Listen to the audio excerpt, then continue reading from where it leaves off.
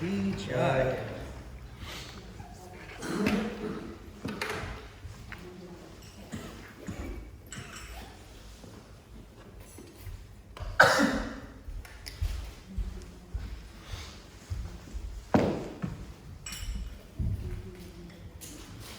Hare Krishna.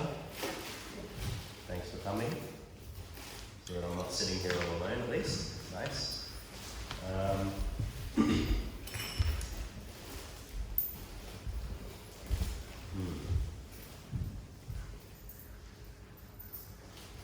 So there's some special time of the year coming up, starting from tomorrow, and who knows what that is? Purushottam month, okay. And is there anybody, have any of you, in your families growing up, in your experience, I guess even just as a child, any memories that you have of observing this month, or did you only learn about this month more recently? Did anybody know about this from a long, right? Okay. So what were some of the things that you did during the Purushottam month? So I come from Muslim background, and generally not much, because usually like in India it's not considered to be that auspicious and all. So there are certain special darshan they do in the Haveli, like the temple, like Haveli, we call it Haveli there. Right. So yeah, but I learned a lot after coming to the temple here. Okay, anybody else? Did anybody ever know something about, what did you do? Similar to what Mataji said, Prabhu, like it's considered kind of inauspicious and we don't do anything, Right. no festivals, Right. no especially ceremonies in the family. So it's nothing so special, but after coming to Krishna consciousness, we know the value of Purushottam. Okay, so seems to be a consensus that those of you who do come from some background where you had, your families had some tradition or some knowledge of this sort of Adhik Mas, that there was some, the general consensus seems to be that, it's considered a kind of an inauspicious time, not a time to be beginning new endeavors or getting into too much of any particular types of activities or dharmic type of activity. So, basically this is, as you all have, as some of you at least have kind of grown up with this understanding that generally Purushottam month has this, there's an idea from Vedic scriptures that this month is not actually a very auspicious month. And then you might say, well, then why is it that if Vedic scriptures are saying that it's not so auspicious, then why are we not following that? Why are we doing the opposite? Why are we making it something that's very, that we consider much more auspicious? It seems kind of counterintuitive. So Adhik Mas or Adi Mas, because essentially if we look at it at a much more practical level, essentially what it is you have a lunar calendar and a solar calendar, and the Vedic calendar generally goes off the lunar calendar. And so it's roughly every 3 years, it's an extra month that gets added to kind of line everything back up, sort of with the solar calendar pretty much. And so this extra month, Adhik Mas, was considered because it's kind of like an extra thing. Essentially in Vedic system, in Vedic tradition, everything kind of has a purpose. Everything has its purpose, and so then this extra month where everything's already been allocated in all the months, all the different kind of ritualistic activities that you have to do, and all the millions of rules and regulations. I mean, the reality is that if you tried to live even one day according to strict Vedic regulations today, you wouldn't even survive. It's not possible. The amount of rules that there are. If there are people here who like rules, you just look into the Vedic scriptures and you will find no limit to the amount of rules. Every breath you take, every little step you take, every thought you have, every action you take, there's something for everything. I mean, just, here pretty much everybody's, most people are grihastas in this community. Just the amount of stuff that a grihasta has to do according to Vedic tradition every day, it's pretty much impossible. But Krishna consciousness is a very practical, applied lifestyle. And so then, it begs the question, then, well, if we kind of see ourselves, and oftentimes devotees talk about it like this, that we are Vedic or whatever, the reality is that, strictly speaking, we're not actually very Vedic. That's not really our purpose. So, if you think about it like this, that the Purushottam month, so essentially, because it has that connotation of being not a very auspicious month, then every few years you have this super extra special month where from a Vedic perspective, it's firstly inauspicious, but then how does it become auspicious? So some of our acharyas have talked about it. Bhaktivinoda Thakur talks about it. He wrote an essay about it where he kind of analyzed it a bit and thought about it and wrote down his thoughts on this Purushottam month. And Padma Purana and one of the other Puranas also mentions that actually instead of it being a inauspicious month, it's actually a very auspicious month, and the story sort of goes that essentially Krishna felt almost sorry for this month because nobody liked it, and all the other months they had something special about them, but this month had nothing. So, Krishna is always known as the Patita Pavana, the savior of all the most fallen, and fallen means emotionally fallen also. It means people, when you're feeling really down, when you're feeling useless, when you're feeling like there's no point, then Krishna really likes to try and take care of those people too. So this month, they're saying, the story kind of goes that Krishna felt a little bit sorry for this month, and so he said, look, instead of you being this rejected extra month, I'll give you my name, and you can become Purushottam month, and you'll be the most glorious. So why is the most glorious month? Is there something magic about this month? Or what is it that from a Gaudiya Vaishnava tradition, so from a Vedic tradition, we all know it's established that it's not an auspicious month. So then from a Gaudiya Vaishnava tradition, why is it that Purushottam month has any special value? Is there some magic to it? Is there some kind of special, what is it that makes Purushottam month special for us? Because Krishna accepted it. So if Krishna, for us, Krishna is the supreme. So if the Supreme Lord is giving his name to something, so then automatically becomes like one. So he accepted Purushottam month, but I think the volume is a little too high on this. Maybe I'll switch it off. Can everybody still hear me okay? Yes. I don't think we need the mic. If you say that Krishna accepted Purushottam month, did he reject any other month? No, but he's, So all the months are said accepted. That, Purushottam means best of all. So other months are there, but because this month is the best of all, that's what Krishna said. Yeah, but why did he say that it's the best? Like, what about the month makes it the best month? It comes every few years. Anybody else? Any ideas? What makes Purushottam month special? Why Krishna made this month as a special month? No deviations. It's just about Krishna.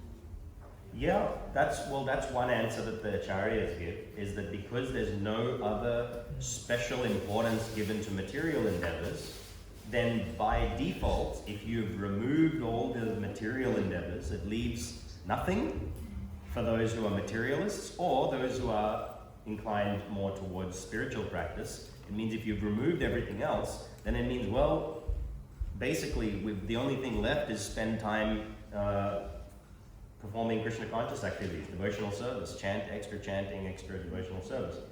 So, but But for people who are living lifelong practicing devotees, then you could also, on the other hand, think about it like this. What if, so why do people go to the gym or to exercise? What's the purpose of that? Stay healthy, right? And same why do people watch what they eat or whatever? It's to stay healthy, right? So now imagine if you made a commitment that once every 3 years I'm going to go to the gym for 1 month and I'm going to really train hard for 1 month. Is that going to make a big difference to your health level? The whole 30 days or whatever it is, the whole month you're going to train really hard, but only once every 3 years. Is it going to have a big impact on your life and your health? Probably not. You think it is? You're saying yeah. You're going to get a big muscle. You know how long it takes to build muscles and everything? You think in 1 month it's going to be? If you work out really, really hard, then for the whole next 3 years you're solid. You're sweet. You have no problem. You'll be healthy. You can just sleep in every day, play like Xbox and relax. No worries. Well, generally no. If you only work out once every 3 years, you're not going to be very healthy. If you're doing no other exercise, if you're kind of lazing around. So, so then, if you take that same logic and you apply it to spiritual life, then how, if we put so much extra emphasis on these particular months, then why is it that we're putting extra emphasis on these particular months? Why do you think that we put extra emphasis? On same like Kartik month, Purushottam month, right? Why would we put extra emphasis on it?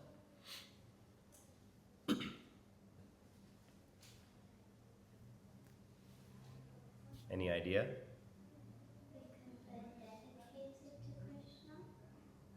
Because it's dedicated, some more dedication to Krishna, yeah? So then as a devotee, could we say that then on the other months you can be less dedicated to Krishna?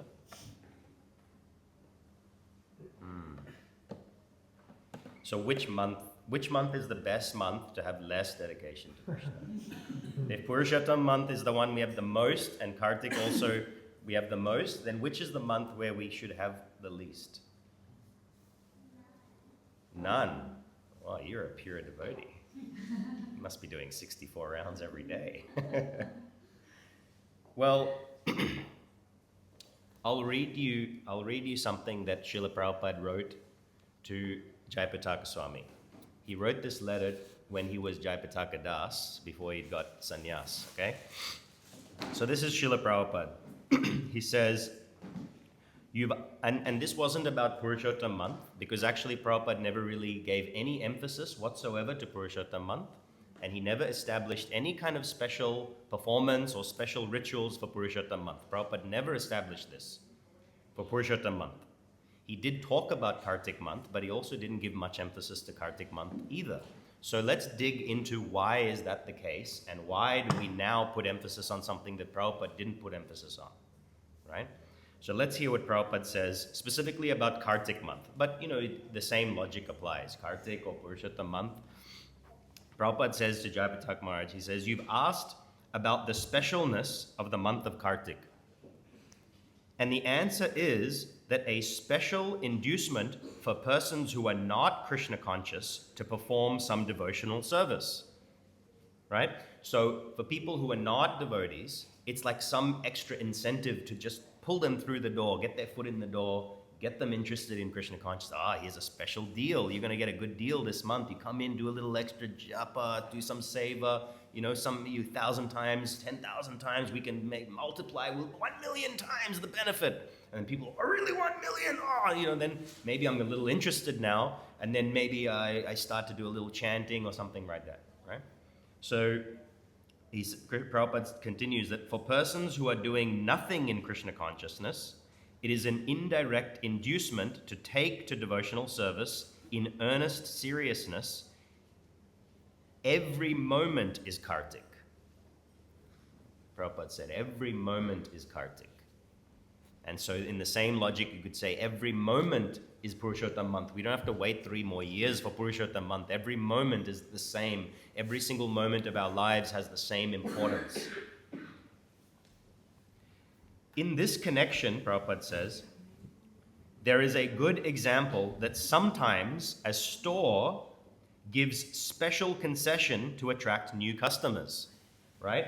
Sometimes a shop has a sale. They do some marketing. You get a 50% discount. You have Boxing Day sales, Black Friday sales, all different kinds of sales going on to try and pull customers through the door. Wow, I'm going to get a great deal. Suddenly, that's like that shopping logic, right?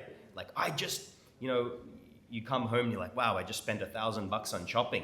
But I don't think of it that I spent $1,000. I think of it that I saved $500 because I got some discounts. So it's like this logic of like, well, maybe I'm going to get some extra benefit. So Prabhupada says, just like a store sometimes gives special concession to attract new customers. But for those who are already customers, there is no need of a special sale. How many of us are already customers? How many of us are already Prabhupada's and Gonita's customer? Right? So for us, there is no need, Prabhupada says, of a special sale. They will purchase at any cost if they know the import and value of the goods. Right? If something is so valuable and you know the value of that, you don't need a discount to get it. You will get it any way you can because it's so valuable that you know that whatever you pay for it, it's worth more. Similarly, those who are pure devotees do not aspire for any concession and out of spontaneous love try to engage themselves in devotional service 24 hours each day, 365 days, every year without any stoppage. So this is what Prabhupada says in regards to these special months.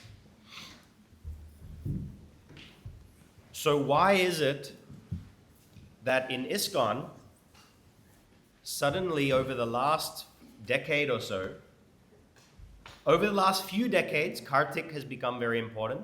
When I was a kid growing up, there was some importance in Kartik, but it's become more and more and more and more and more important. And now, when I was a kid, did you ever, when you were in Gurukul, did you ever remember hearing about Purushottam month as a big deal? Nobody talked about it. It wasn't a thing. Now, every time, you know how many messages Rishi sent me? Like, are we doing some special program for Purushottam? Everybody's asking me, what are we doing for Purushottam month? Everybody's panicking. What are we doing for Purushottam month? It's like, when we grew up, nobody even talked. It wasn't a thing. Now it's such an important thing that we must do this Purushottam month. Right? So, there are many things that the Acharyas have done, and also Srila Prabhupada has himself done, where they've made adjustments to try and entice new customers for Krishna, to try and get more people engaged in devotional service, more people in chanting, more people to start reducing the amount of material engagements that they have and increasing their spiritual engagement. And so to do that, just like any other business, this is Krishna's business.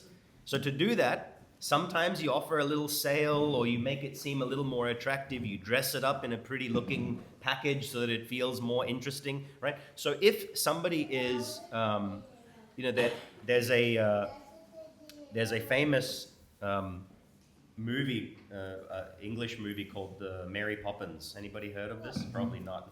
Oh, you heard of it? Okay, because you guys grew up over here, but probably all your parents haven't really heard of it. This is Mary Poppins, about this magical nanny who's looking after these kids, and she does all these miraculous magical things, right? So it's a musical. So there's a song that she sings, and she says, a spoonful of sugar makes the medicine go down. Like a spoonful of sugar helps the medicine go down. Like spoonful of sugar makes the medicine go down, the medicine go down. So, a spoonful of sugar helps the medicine go down in the most delightful way.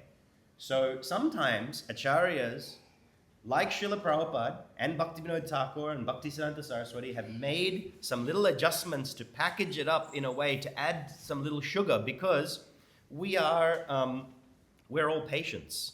This is a hospital, this is a clinic, and we're patients. And sometimes when you have to take medicine, the medicine tastes a little bitter. And so if you add a little sugar sometimes to stubborn patients who don't want to take that medicine, it helps them to accept the medicine. And if anybody's ever had a pet, I'm sure, it must be so difficult trying to give a dog or a cat to take some kind of medicine to swallow a pill. So you have to hide it in some of their food that they like, and then they'll gobble it up quickly. So these kind of sale pitches or concessions are there specifically to entice more people to become involved in Krishna consciousness, to start interrupting the pattern that they've been stuck in for countless numbers of lifetimes. It's a big thing. It's not easy, even from a psychological perspective, to think about the amount of conditioning that we have in this single lifetime, based on the experiences that we've had, things that happened with our parents when we were kids and how they treated us, or sometimes we might even, each of us, if you think about it, you might have a random memory that you don't know why you remember this, but you might remember really random things from when you were a kid that had an impression on us. And because of these impressions, we have developed into people that have certain likes, certain dislikes, certain personalities, and it's very, very hard to get over that conditioning. And that's why people pay top dollar to go to psychologists to help them to get therapy to try and get through this conditioning. Now imagine conditioning from billions and trillions of lifetimes, not just one lifetime. A single lifetime worth of conditioning is so difficult to get rid of. What to speak of trillions of lifetimes of conditioning? So it's not easy to convince all the customers to take the medicine which tastes a little bit bitter. So sometimes the doctors need to make the medicine a little bit tastier so that the patient who doesn't know any better can take that medicine and start taking the path, the road to recovery. So what we should understand when we talk about Kartik month, when we talk about Purushottam month, when we talk about these things, what we should understand is not how valuable Kartik is, not how valuable Purushottam month is, because I'm going to get 100 times, 1,000 times, 10,000 times, 1 million times the benefit. That's not what the point is. The point is not how valuable Purushottam month is. The point is how valuable devotional service is. If you think, do you really think that chanting Hare Krishna, right? What is one of the 10 offenses against the holy name? To consider the Hare Krishna Maha Mantra to be one of? Right. Offered in the Vedas as fruitive activities, right? Which is, in other words, called karma kanda. So, based on that, and based on all of the descriptions and glories of the holy name, teachings given by our acharyas, by Lord Chaitanya Mahaprabhu, is the holy name any different to Krishna himself? Is Krishna's name any different than Krishna? Yes or no? Does anybody know a verse that directly says this? Chaitanya Rasa Vigraha. Yeah. Yeah. Abhinatvam Nama Namino. That there is no difference between Krishna and his name. Okay. So does Krishna, now let's use some logic here. Does Krishna have any limit? Okay. So does Krishna's glories have any limit? Okay. So if the holy name and Krishna are the same, does Krishna's holy name and the glories of the holy name have any limit? So, if we say that Krishna's holy name is infinity, then what is infinity times 1,000? Okay, it's still infinity. So what is the point of trying to wait for Kartik month or Purushottam month and now I'm going to put extra emphasis, now I'm going to get times 1,000. No matter what time, no matter what place, whenever and wherever you chant the holy name, and whenever and wherever you perform service to Krishna and the Vaishnavas, it has unlimited potential for benefit. You don't have to wait another 3 years for Purushottam month to come again. So if anything, the lesson to take away from this idea of Purushottam month is not that, wow, now we can do some extra stuff for 1 month. Maybe I'll stop eating sweets or I'll sleep on the floor or something. What is that going to do to increase your love for Krishna? Do you think Gaunita is standing there going, wow, this guy is sleeping on the floor for 30 days. That's pretty hardcore. I think I'm going to give this guy some Krishna bhakti because he slept on the floor. Like, Krishna's a person. He's a real person. Would you, if you saw someone sleeping on the floor to please you, would you go, wow, I feel so flattered that they slept on the floor for me? Or would you say, I don't really care. Invite me to lunch. Let's hang out. Talk with me. Spend some time with me. Right? That's what generates a friendship, right? That's what generates a relationship. So in the same way, Krishna is a real person. So simply doing these things, these kind of arbitrary things that really don't have much to do with devotional service, it doesn't really, it kind of defeats the purpose. It doesn't make any sense for somebody who's a Gaudiya Vaishnava, because that's not what we're after. So the real lesson that we should learn when we hear about these months is how valuable actually is devotional service? How valuable actually is it to chant the holy name? That the different shastras are glorifying these months so much, but only in relation to the holy name. So imagine how lucky we are that we have access to this not once every 3 years, but every single day. Right? So even there are other days like Ekadashi, right? Ekadashi is considered auspicious. In some ways, it's also considered inauspicious in some ways. What a great marketing tool. Okay, guys, Ekadashi, guess what? It's no longer inauspicious. Now it's super auspicious. If you chant Hare Krishna, if you do some devotional service, you're going to get all kinds of benefits. Check out all of these quotes of Krishna is telling Yudhishthira and different stories about how amazing, Ekadashi is. Krishna is using marketing to try and attract you to him. That's what he wants. He's not wanting you to create some business with him that I will do this for you and now I expect this many times extra benefit as a result of doing that business with you. If your friends are doing business with you, then do you still feel like they're your friends or do you feel like they're just some business partner? Right? If you're close friends, so I'll do this favor for you, but now you have to do this one thing for me. Sometimes we have friends like that, right? And when you have a really good friend, it doesn't matter like if you have not done something for them for a while, or it doesn't matter that how much when we went out to the restaurant, last time I paid, now this time you pay, or no, when you have a really good friend, it's just like, don't worry about it. Don't worry about it. We're friends. And naturally, the other person also feels the same way, and they're also saying, no, you don't worry about it. We're friends. But if you say, no, I calculated, I've got the accounts, I did this much, now you do this much, the friendship kind of loses its rasa, right? It's the juice, the essence, the sweetness of the friendship is gone. So imagine how Krishna feels if we're approaching him with that kind of an attitude. That I'm coming to you with this attitude. I'm going to do some extra special things on these particular days when you're offering a discount, and I want to get that. Make sure you give me that discount, Krishna. Right? It's like, come on. I thought we were friends. You're only coming for me when you have some kind of a special deal. It doesn't feel very personal.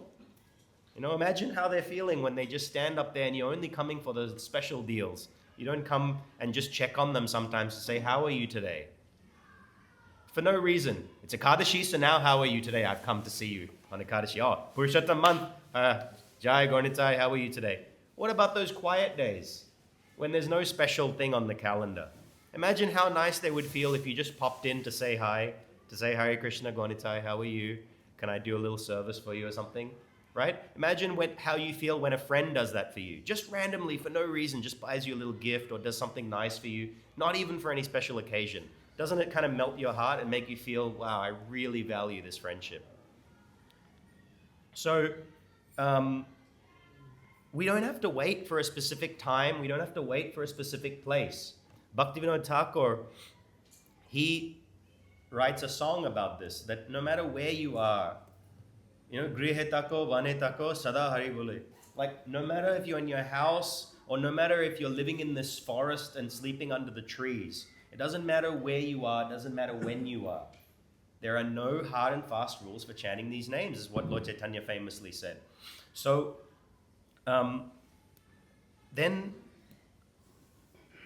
having said all of this, I would ask all of you, what is the ultimate vrata that you can take? What is the ultimate vrat that you can take then for Purushottam month?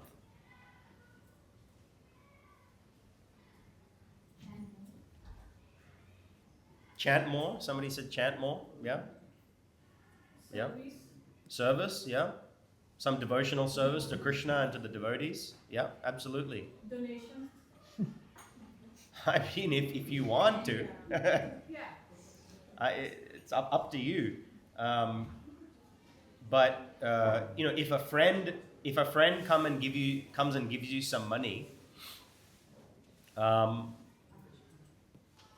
generally it doesn't happen, right? A friend just comes and randomly gives you some money. Generally, it might be, if they give you some money, it might be that rather they give you a particular gift that you like, or it might be because they know, oh, I really know that you like this particular perfume, so I bought it for you or something, right? Or I really know that you like this food, so I bought you some sweets or whatever, because I know you like it. Or if they give you money, it might be, if a friend gives you money, it might be because, hey, I know that you're doing all of these nice things, and I want to, or maybe you're doing some really nice initiative, and I want to support that, so let me contribute towards it, right? So then there's a purpose. It's not just like, Jai Jai Karo, take some donation, Hare Krishna, Hare Ram, done, right? So again, we have to remember, giving donations is wonderful, but why are we giving donation? Because of the community, like ISKCON association, like how many devotees come here, like I was thinking, Yeah. so we should contribute. Yeah, that's very nice because You guys are arranging for the feast and everything, so we should contribute, like as per everyone pocket allows. yeah, I mean, and that kind of an attitude is wonderful because you're not just saying that I'm just going to come here, get some blessings, give a donation, and it's all good. No, it's like, this is your temple. This is my temple. This is her temple, and this is his temple. And together as a community, we are trying to serve Krishna. And so together as a community, we want to make sure that this temple thrives, and we want to make sure that because we're so proud of it and we're so happy about it that we want to tell other people about it as well. And we want to make sure that everything, that the services that the temple provides to the community can continue because we value those services. So then now you have a personal reason. Now instead of it being impersonal, it becomes personal. So it's always good to understand why you're doing things, not just do them. Many times, even this morning I had a meeting and we were discussing, actually this morning we were having a meeting discussing the Saturday feast and the future of the Saturday feast. And some of the discussion was, when I said to some of them that why do you want to do it this way or why do you want to do it that way? And the answer was, well, we've always done it that way. Why would you change it or why would you do something? We've always done it that way.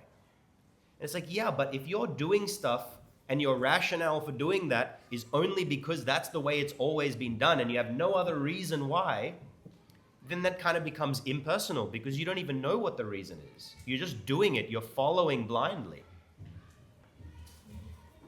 So it's really nice to hear when people have a personal appreciation for Krishna, a personal appreciation for the devotees and their temple and their community, because really this belongs to all of you. And so it's nice when we see different devotees getting actively engaged in service. There are many people who come to the Saturday feast and they simply come and take darshan and eat prasadam and that's it. And they'll do that for many, many years and they'll never do anything else. And that's okay, and we still welcome them with open arms. But I highly encourage all of you that if this special discount month of Purushottam is going to give you any kind of incentive, let it be an incentive for you to find your place of service in this community. find a place where you can fit in this community and take up some service. And don't finish that service after 30 days. Continue that service. Something small and manageable. Maybe once a week, once a fortnight. Give an extra 10, 15 minutes. Maybe every time you come to the temple, before you leave, just do a little walk around, and if you see some pieces of rubbish on the ground, just pick it up and put it in the bin. Or go and ask the people in the kitchen if they need an extra 15 minutes of help for washing the pots. You don't have to stay for the whole, 1 or 2 hours. Just even if you helped for 15 minutes, the people in there would feel so happy to have some help. Or just say, hey, can I help serve? Or can I help set up? Or can I sweep the floor? None of you here should think of yourselves as guests. You're not guests. This is your temple. Take ownership of it. Be proud of it. Get involved. Don't wait after this Purushottam month, don't wait for another 3 years for a special discount month, right? So yeah, somebody said doing service. Somebody said chanting the Hare Krishna Maha Mantra.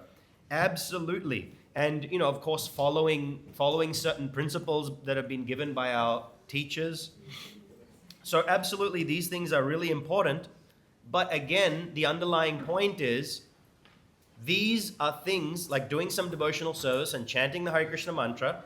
These are things that are not specifically there for the Purushottam month. These are things that are there forever. So if anything, then a vrat in the Purushottam month, if your takeaway can be anything, let your takeaway be that let me start something this month, but let me not finish it at the end of the month. Let me keep going. Because the goal of Purushottam month is not to get you started and then get you finishing after 1 month. The goal of Purushottam month is to get you started and do something, right? They say that it takes what, I think there's a saying even in English that it takes around 30 days or so to form a habit. So see how genius the acharyas are, that they've come up with these ideas that you do a special Purushottam month, you form a habit over 30 days, but the goal is don't break that habit after 30 days. You continue that habit. Okay, maybe my vrat will be, I'm already chanting, some of you are already chanting a regular amount of japa every day. So maybe your vrat can be, let me put extra emphasis on diving deeper into that chanting every day. Something that's manageable, right? You're anyway doing it. You don't have to add, because if you're adding too many extra things to your life, how many people here have loads of extra time? They're just relaxing, they've nothing to do, and they're wondering, what can I do with my time? Anybody put your hand up if you have so much extra time? Oh, nobody. Yeah, I'm not surprised. Everybody's lives are full. Everybody's got full-on responsibilities, your kids, your jobs, this and that, your services, whatever, right? We don't have extra time to take on all these extra vrats. Then you bend over, break your back for 30 days to try and do this vrat, and instead you end up for 30 days just stressed because you're trying to do it. Why not dive deeper into your existing sadhana? Why not try to form a beautiful habit based on whatever spiritual practices you already are doing and get better at that, and don't stop that after 30 days. And for those of you who maybe are not doing that much spiritual practice, then there is room for you to add something. There is room for you to add that, okay, if there is anybody in this room that does not chant at least 1 round of japa every day, right? So is anybody who is not familiar with what 1 round of japa means? Okay, so when you have a mala, your set of beads, there's 108 beads on there. So you chant Hare Krishna, Krishna Krishna, Hare Hare, Hare Rama, Rama Rama, Hare Hare, on each bead. So you do that 108 times, then we call that's 1 round. You've gone round 1 time, right, on the japa mala. So if anybody here is not doing that just at least 1 time, there are many of you who are doing it 16 times every day. It takes about 2 hours. But 1 time takes about 7 or 8 minutes. So if there's anybody here that is not doing that every day, I would challenge you.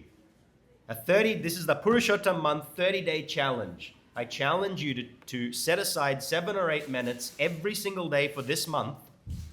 7 or 8 minutes, and spend that 7 or 8 minutes of time with Krishna, chanting that Hare Krishna Maha Mantra 108 times. You can either count it on your fingers, or you can go to the gift shop and you can buy a mala for just a few dollars. It's not very expensive.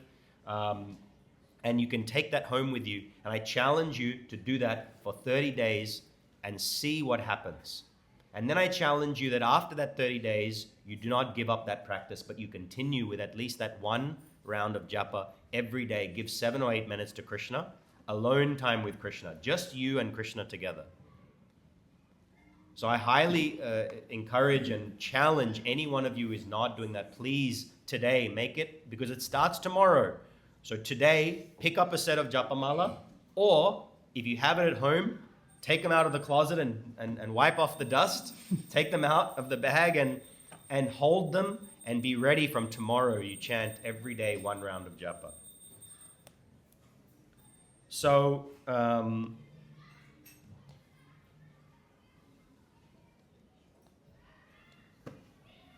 essentially, who wants to help me to summarize the key points?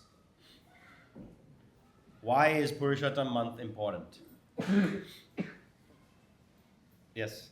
It's a transcendental marketing pitch so that Krishna can find any excuse to bring us into the family of service and community. Yeah. Krishna is doing all kinds of different things, all kinds of tricks, all kinds of ploys, all kinds of sales pitches, just to try and get us to turn around and face him and look at him. It's like, those of you who are parents have probably got some experience with your kids when you're trying to entice them to do something, right? Okay, if you do the dishes, or if you do this or that, I'll let you play video games for half an hour, or if you do this thing, I'll let you have, an ice cream or whatever, right? So this is your sales pitch as a parent. Are you doing it out of love? No? I mean, surely, what kind of parents are you doing it? You're not doing it out of love. Surely you're doing it out of love. So in the same way, Krishna is doing it out of love. He's putting up all these ploys to just tell us, please turn around and look at me. Hello? Okay, extra special. I'll give you an ice cream, Purushottam month. It's extra special. So take this call of Krishna, take up this call, turn to him, and use this month, even though, okay, now I've told you the secret. Now you know the secret. And this is just a sales pitch. But no, take advantage of that sales pitch. Take advantage of the special sale of the month. But don't take advantage of it by trying to do some special acrobatics, standing on your head and sleeping on the floor and, giving up sweets. Look, giving up sweets is fine. If you're a diabetic, you should definitely give up the sweets. Especially Indian people love sweets. India is the diabetes capital of the world. My God, it's like sugar to the extreme.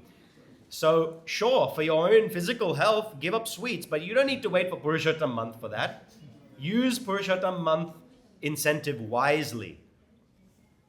Those of you who are performing devotional service, increase your intensity. Those who are not doing much devotional service, add just a little, and I challenge you to just add that 1 round, 7 or 8 minutes every day. Pick up your japa beads today before you leave. Don't leave this place. If you don't have a set at home, do not leave this place tonight without getting a set. I hope we have enough. Please do not leave. How much is it? Like $10 or something? Well, you can get the simple ones for $5. $5. Imagine that. Just saying Krishna one time is worth more money that exists in the entire world. $5, you can pick up a mala, a tulsi mala, you can take it home, and you can do this 1,000, 10,000, 1 million, however many times the benefit, and then you continue that after the Purushottam month. So I challenge everybody to please take that up, and to not think about Purushottam month as a businessman or a businesswoman, not trying to bargain with Krishna, because Krishna knows it, just like you will know it. If a person comes up to you and they're not genuine, you will feel it. You will know that they've got some hidden agenda. It's obvious. If you can figure it out, do you think Krishna can't figure it out? He knows. So don't come to him with one hand in the front, another hand behind the back. Don't come to him with your wallet. Okay, how much? Let's do some business. I give you this much effort. You're going to give me this much 1,000 times return. No. Out of love, out of a desire to develop a personal relationship with Him, take up this challenge to start a habit in this month, but continue that habit forever and keep moving on in service to Krishna, in service to the Vaishnavas, and our only purpose is to please Srila Prabhupada and please Krishna.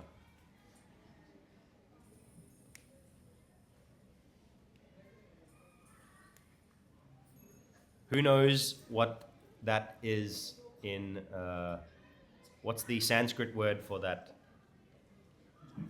For like, that our purpose is to please Krishna. You can't hear? It's a bit too loud. Samsiddhim haritoshanam.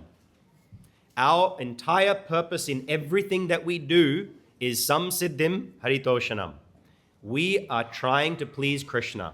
Why? Because he is some kind of dictator that demands that everything you do must be to please me? No, because Krishna is our dearmost friend and he is trying to do everything he can to help us. In the Srimad Bhagavatam it says that he describes Krishna as being Hari Medase.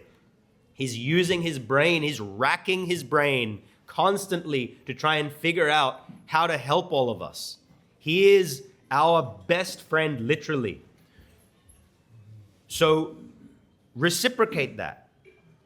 The way we reciprocate that is samsiddhim haritoshanam. We try and direct our lives in such a way that whatever we do is directed towards trying to please him. And the best way to please him is to please his devotees. So if we can do something that we know will please Srila Prabhupada, then it doesn't matter what month it is. It will always give us the greatest benefit. All right, thank you very much. And thank you all for participating and talking and engaging with me. I really appreciate the conversation. So on that note, Shishi Gonitai ki jai, Srila Prabhupada ki jai, Gaur Premanande, Hari Hari, Hare Krishna. His Grace Janardan Prabhu ki jai. So now we're going to have prasadam. So if everybody can come outside and have your prasadam, and then at 7 o'clock. Okay, so the announcements we have. Today's feast is sponsored by Srini Prabhu. Is Srini Prabhu here? So thank you so much. We give our gratitude to Srini Prabhu. All the people, just like you brought up this point as well, that all of you who put in a little bit of contribution, it helps us to make this a free festival for forever, a free program for everybody. We're not charging money for prasadam. Maybe in the future we'll start charging for people who come after Aarti or people who come late. That just as an incentive, come here to be Krishna's friend.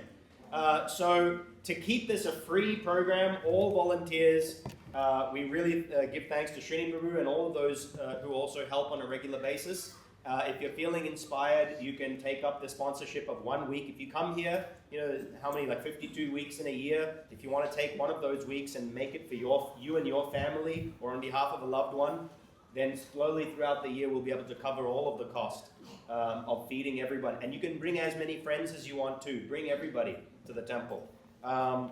We also thank our cooking team. We have Janat, Vasu, Rishi, Bhavya, Uma, Radha, Yashi, Madhvi, Radhika, Kushi, Vaibhav, Nilesh, Avantika, Janvi, Kavita, Ratnamala, Chaitana, and Ruchi.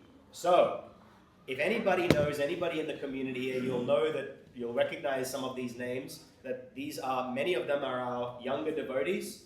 And the last one, Ruchi, she's a really good cook and she's been guiding them as well. So expect some nice prasadam today. So big thank you to all of them. Please give me a big Hari Bol. Big loud Hare Krishna to Srini Prabhu. Hare. And the cleaning team, our MVPs, our most valuable players, the unsung heroes who are scrubbing the pots every time, cleaning the buckets, doing the stuff that not everybody wants to do. Gopal Rai, Sarananda, and Jivananda. Hari Bol. We have some events coming up. We have a retreat coming up with Gauranga Darshan Prabhu from the 29th to the 31st of May. See this guy over here.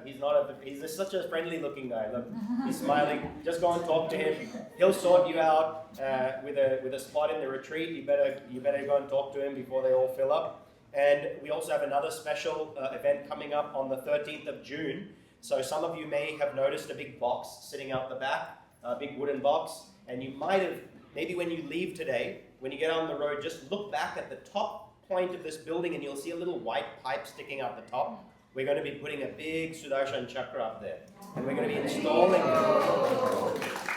This is a Sudarshan chakra that is made out of 8 different types of metals. It's made to be pretty much like a replica of the chakra at Jagannath Puri, which is so relevant considering we have Sri Sri Gauranitai. Lord Chaitanya spent so many years in Jagannath Puri, going to the Jagannath temple every day. So we're going to be installing this Sudarshan chakra on the 13th of June. Put it in your calendar. Keep in mind that that program is going to be a morning program, not a Saturday evening program. That day we're going to have Saturday feast starting from the morning. So we encourage everybody to come in the morning. The reason is we can't have cranes operating in the nighttime in the dark. It's very difficult. So please come and hear Srimad Bhagavatam class 7 a.m. and then we'll all have breakfast together. Then we'll have a yajna, kirtan, abhishek, and an installation of the chakra on the roof of the temple. And then we're going to have a big grand lunch feast. So please put that in your calendars and we hope to see you there. It's a momentous special occasion and we really want all of you to be there for this occasion. And actually we have, they're going to get mad at me, but we have Bhavamai Mataji and Galokanath Prabhu. They've been kind of really organizing all of this with the chakra and sponsoring and everything. So this is a really big thanks to them. So please give them a big round of applause and a big Haribol. Honestly, we really owe you guys a lot. They've been a huge support, not only with the temple project, even now the temple's open, they're still helping and they're still getting all of this stuff done, which is making this an iconic temple for many, many years to come. Hopefully, at least the next century, this temple will be here to glorify Srila Prabhupada and Sri Sri Gauranitai. So on that note, please make your way out, have some prasadam, and come back in for the arati. Hare Krishna.